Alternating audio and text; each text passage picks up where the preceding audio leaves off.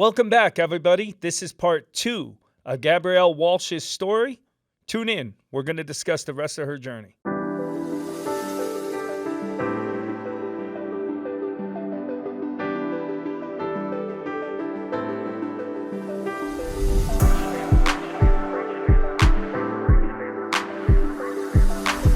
It's refreshing to hear the amount of passion and commitment you have for what you do.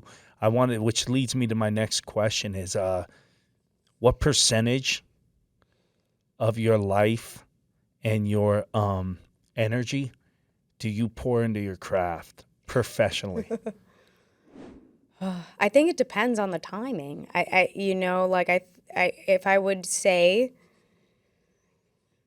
if I would adding look at the classes, adding the readings you do, even if it's for fun, doing a reading with me, you're still coming in prepared, adding your classes, adding your work schedule in Atlanta, adding like your shooting tomorrow. Like you said, you have 2 days to prepare at home, adding auditions. How much percentage of Gabrielle Walsh's time is devoted to acting? I mean,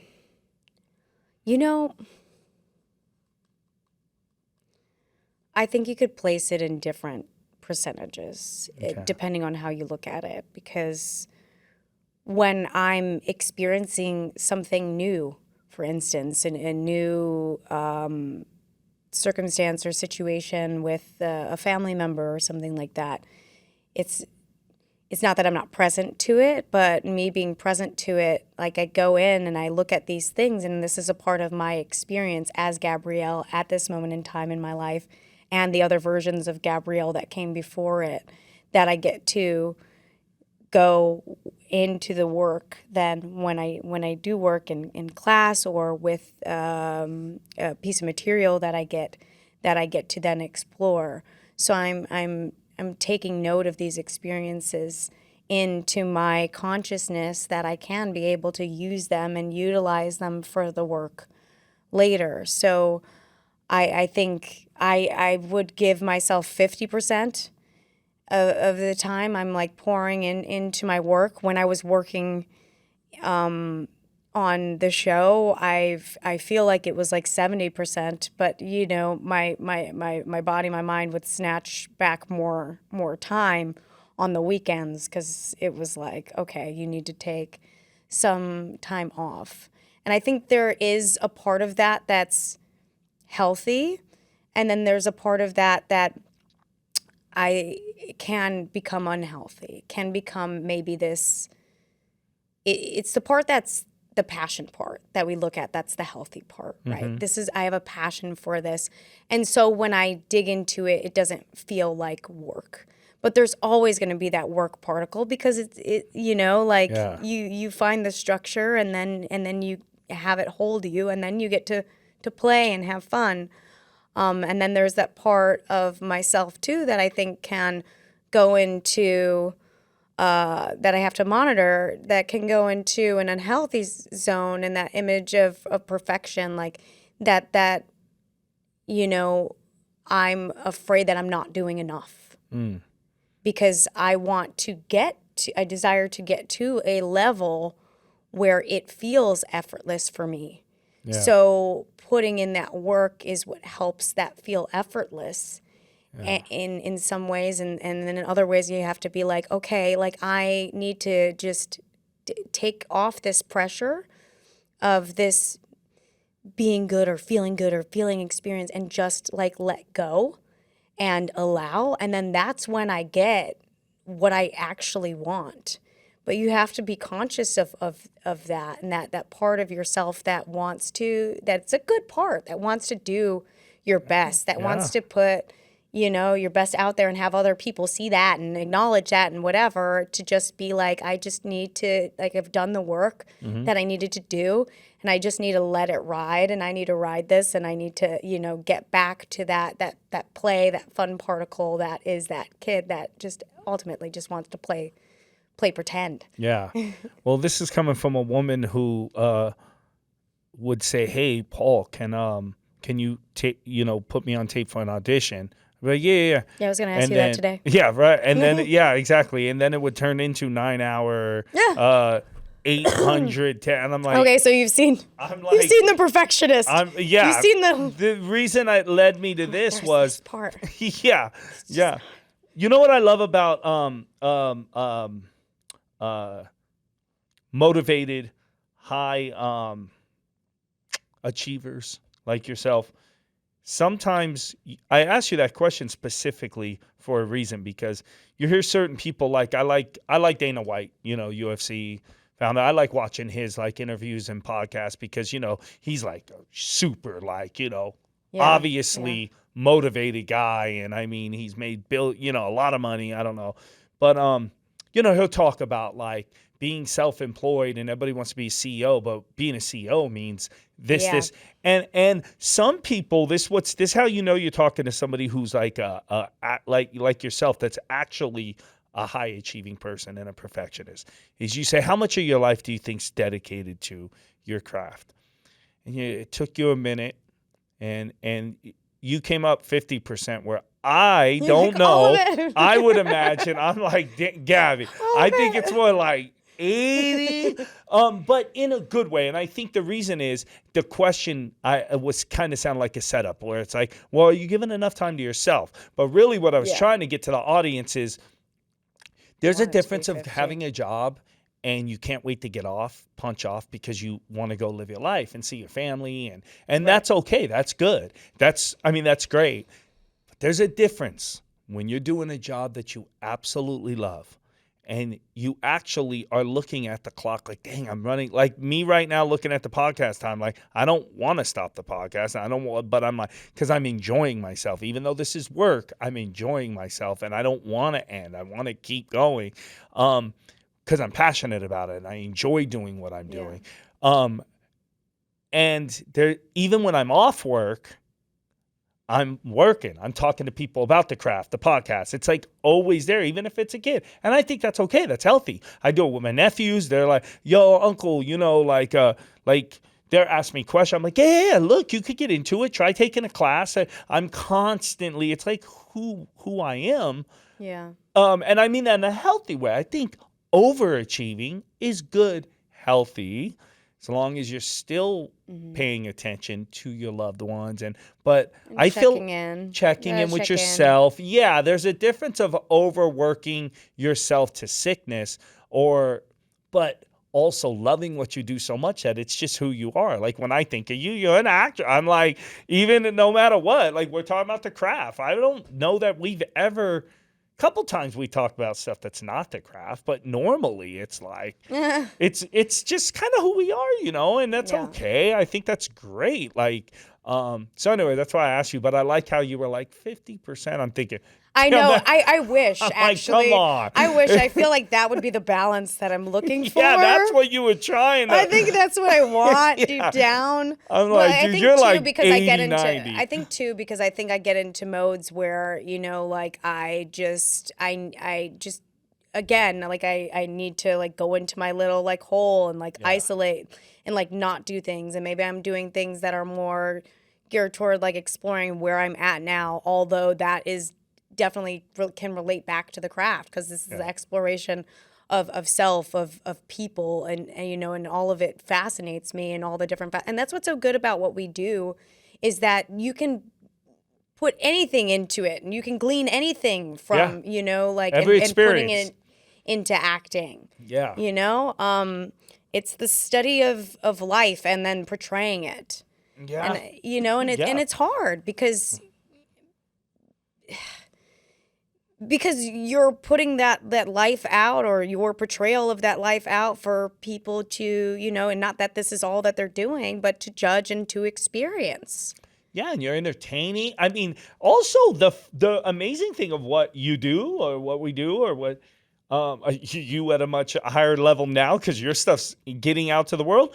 People are tuning in. I just binged Sopranos again. Like, love. It's just so great. I went through like the whole season, and I'm like, it's so good. But it's like I found myself like looking forward to the next episode. Oh wait, I'm gonna get home, and I'm like, wow, I'm like binging something, And it's I'm horrible. I'm a binger. Oh my goodness. And I'm like, this is work. And you know what's funny? People It are is, but binging it's like, you. People are binging your show. I mean, I know. I mean, a lot of our staff here watches your show faithfully. thank You know what I you. mean? But I mean, a lot more. I mean, it's on NBC, so it's cool to know that you're part of, like, your work is being seen, Yeah. and you are bringing thought-provoking stuff to people, and that's like the beauty of, like, it's cool that. I just want to give you your flowers on that. Like, you've got to there where it's different than when when we do plays, it's on a smaller level. Like, somebody, we evoke some thought, and they may go home and have coffee with friends and go, wow, that play was really good. But, like, you're literally being seen by the world. I was on the plane recently coming back from somewhere, I forget where. And I think I sent you a picture. I think maybe I didn't, but I look at the person in front of me, and they're watching you on Found. Like, it was on the screen on the plane. And I'm like, oh, that's wild, And cool. it's so cool to see, like that your craft is being seen. And Yeah. and so, I mean, I don't know if you take that in enough, but that's something to take in, that, like, wow, what a blessing. Like, all this work is for a reason. It's not a paycheck. I mean, that's Thank cool, you. but it's for you're No, actually. I'm very happy that Found was what found me. I think. Well, I think I think a lot of the work that we've done, or what we crave to do, just you and I just talking here, is to be able to have that conversation, to be able to reach people, to be able to start conversations, to be able to expand consciousness, mindfulness, or whatever, or have people heal or laugh, or that's the medicine that we desire to create, and we're doing it on so many different levels. But just what you said, to be able to, this conversation that Found is having specifically is something that is very important, very impactful, and something that I'm like, wow, I get to do that. I get to be a part of that. Yeah, actually talk about that for people that don't know actually what the show is about. So Found is a crisis management firm that finds missing people, the people that no one is looking for, people from different marginalized communities, people of color, transgender, all these different people that somehow get overlooked, even addicts in that respect, or older people. And so with these stories, the creator tries to bring out these people and humanize them, and get us to understand that there are people who care about them, and that everyone deserves to be found, and everyone has a unique story. And so that's what the Found is about, because there's some crazy number, like I think it's over. I don't want to like misquote it. remember I seen a stat. It was it's wild. like over like 60,000 people. I think it's even more than that in the U.S. go missing every year. Like, and over half of those people are from marginalized communities, or like, people of color. And it's terrifying. It's sickening. I read something and I like think that too. And so much is going on in the world, and we have so much access to information that we get oversaturated with all these things that are going on. And so having a narrative that's creative and interesting, and showing these people, creates that more of that conversation and gets people to pay attention. Yeah.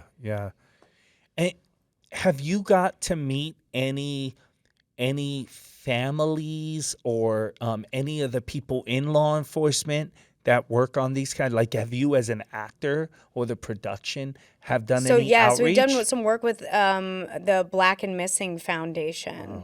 So I got to meet Natalie, and we did like a 5K run for them. And at the 5K, there was this woman who actually the Black and Missing Foundation helped locate her daughter. She was in the DC area, and unfortunately, she was being trafficked, and they ended up finding her, locating her, and getting her. And they not only, do they help find other people, and they work with law enforcement to help find these people, but they also have different programs to help them reintegrate back into society, and have some like resources to deal with the effects of having been taken. Yeah. And leading this whole other life.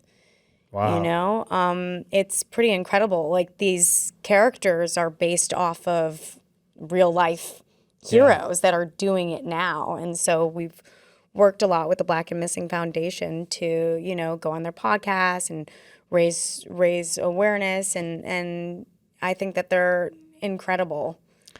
You said, excuse me, I've still got a little cough. Me too. You said, found you. And that I love that, because I truly believe that. It's like, you could have been on any show. Like, it could have happened any kind of show, right? Yeah, I got like 7. Which one's going to be the one? Yeah. It's like, you could be on any show. And I think, like, the nightmare, I mean, anyone book me for a regular. But what I'm saying is, yeah, the money would be good, but you could be on a show that just isn't fulfilling. It's this show in particular is so important because the cause behind it, this is real stuff. And so I do believe found you. I think I know you have a great heart, and I know you like to put out good in the world. I mean, I know you personally, so I know you're that kind of person, you know.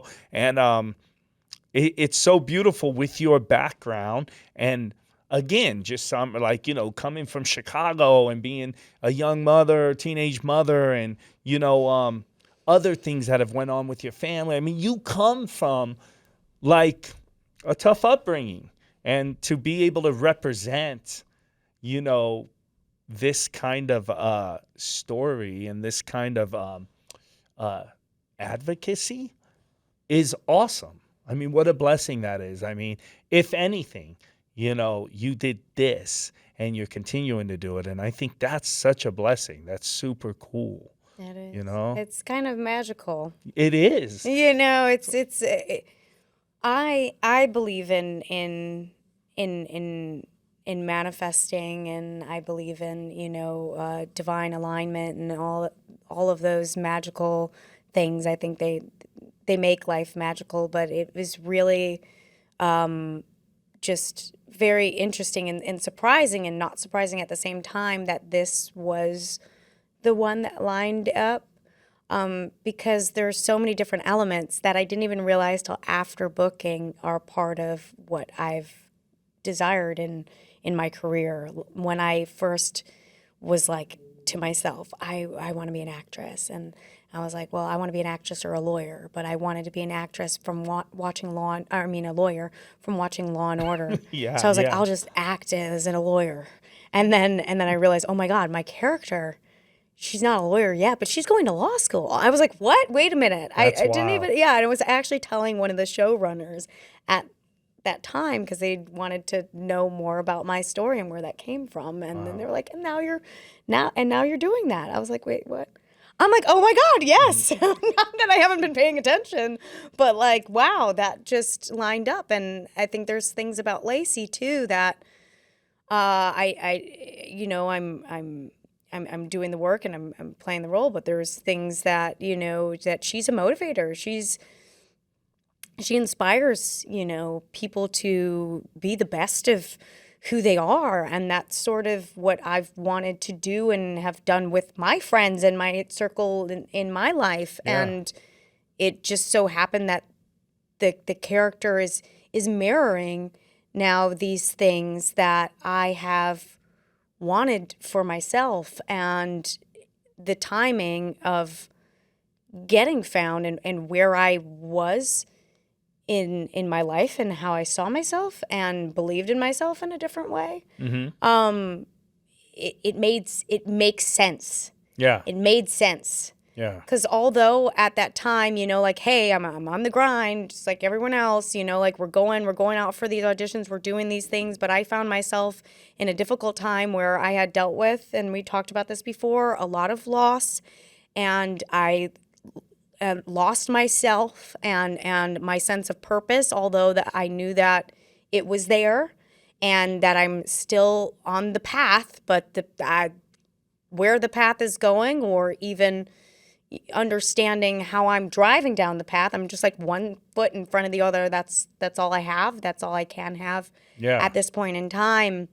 I was just going to ask that, actually. I was just going to ask, are you thinking of the future, but you're answering. You're just Well, staying I'm speaking of the time before Oh, I got found, and gotcha. I found this, I found this program actually that helped me sort of release from a lot of limiting beliefs that I didn't understand were existing and persisting in my life, that I was able to actually see myself succeeding in this career that I didn't realize that I didn't see that before, because I was like, I want this. I've been going out for it. I've been working hard, but for some reason, I think maybe with all the no's and maybe with the fear of what that, well, I know with the fear of what that success would be or mean for a shift in my life, or maybe even how some family would see that or whatever, like I was blocking myself off from making that a reality. And once I experienced all this loss, I got to experience a very real sense of the preciousness of life and wanting to connect with, my authenticity and not deny myself of the things that I really wanted, and did all that work. And then this role comes and aligns and it feels easy, which was weird to me too. Auditioning for the role felt like it was easy. Yeah. And I even told my friend at the time, I was like, let's do it again. She's like, you don't, you got it. Yeah, yeah. You're like, you got it. You don't, she's like, I think it's because you're used to trying so hard that for this, you don't have to try as hard. And that's weird for you. And I was like, I guess you're right. Let me just continue to believe. Yeah. It's like they say, right? What's yours is yours. And it could be that in romance and anything. The stuff that's effortless sometimes it's just effortless. But when we're trying to force a circle into a square, whatever it is, career-wise, personal-wise. Or because we don't believe that, like maybe we feel like we have to force it in some way. Right. But just sometimes it should just flow. When it's right, it just flows. So Found was right, and it flowed. Yeah, and it flowed. So before we wrap, where are we going now? It's so interesting because even with having a series, we're in the limbo of when we're going to get greenlit for season 3, and everyone's really confident because the show's been doing really well. And it just got nominated for NAACP award and GLAAD award, and so it's looking up. It's looking up for us, but we're still in this are we going or not? I definitely am taking my time off. I have had an interesting offer recently that I'm contemplating, and where that'll take me. It's going to be a lot of work, which I love. Yeah. I love, but I'm wondering if I should take this time, because I know that if we are going into season 3, which I think we will be, that it's going to be a big push. So making sure that I align with myself and with my craft. I'm still taking class right now. I just had a class yesterday. Yeah. And I have this film that I'm, in the midst of producing, and that that I'm going to be leading in. And so such an interesting film too. Yes. Yes. Yeah, it's good and you're driving it too. It's good. It's a great script. I think I definitely would love to explore more independent film. I really am finding what I enjoy in this in this career landscape that we have. Yeah. I'm starting to explore other things. I shadowed a director on the last episode of Found, so learn what that medium is like within the network landscape. It's crazy. That's why I'm like, time is money, time is money, time is money. Yeah, it's all about time and money. Time and money. I'm like, I'm not ready to chop it up on that area just yet, but maybe, I've been writing too. So I've been exploring, the written word and want to create my own stuff. I really enjoy creating things with friends. And I think that has sort of echoed itself throughout, this acting world, like Tarantino, working with all the same people. You want to work with your friends and you want it to feel like that. And so I feel like in the indie landscape, we can explore more, even on the stage. Yes. I love the stage. I miss the stage. Yeah. I know that it doesn't necessarily make dollars, but it feeds my soul in another way. So I'm much. putting a lot in the piggy bank there when I do that work. Yeah. This is great, man. This has been great Yeah. having you on. Yeah, I want it's you good to talk. Oh man, I know. I Yeah. feel like we could keep talking, but I know I can't see the producers behind Like, the we're glass. gonna have to but edit they're all probably of eating this. lunch. They're like, yo, dude, come on, guys. They fall asleep. They're like, he's always talking about acting. We didn't even get into your personal. Oh, how's the relationship going? By the way, With myself, it's great. fellas, you hear that? Well, there's so there's a chance. Let's close this out. I want you to hit that camera. Anybody watching at home who's resonating, who's like, man, this story really resonates with me. What words of advice do you have for them? I would say find something that you're passionate about. Attach to it and see it through, because one, you deserve to see it. And I think no matter what journey you take and you go on, you're always going to get closer to yourself and closer to what you want. So it's worth it. Go for it. Let's go. Gabby, thank you for coming on the podcast, man. Yeah, no, thank really, you, man. Paul. Thanks It's for always taking the great. time. I know how busy you are. It really means a lot to all of us to have you here. And yeah, man, let me close this out. Okay, everybody, here's another episode of FYI, sitting here with Gabrielle Walsh. What a journey. Just everything inspiring. If you've seen her first episode, if you haven't seen it, we're linking on this one. Check out the first podcast we did, and just sitting here and learning about all the updates and stuff has been really exciting. So catch us on the next one. I'm chasing my dreams. Gabby's chasing her dreams. I hope you're chasing your dreams. And if you're not, start today. And if you are, let's chase them together. You should never stress about the problems you be facing. Everybody in the mud on the struggle trying to make it. Look into the mirror and you see the motivation. Then you step into the world and you find your inspiration. I'm finding inspiration, and once I get a hold of it, I'll never get complacent. Look into the mirror and you see the motivation. Then you step into the world and you find your inspiration.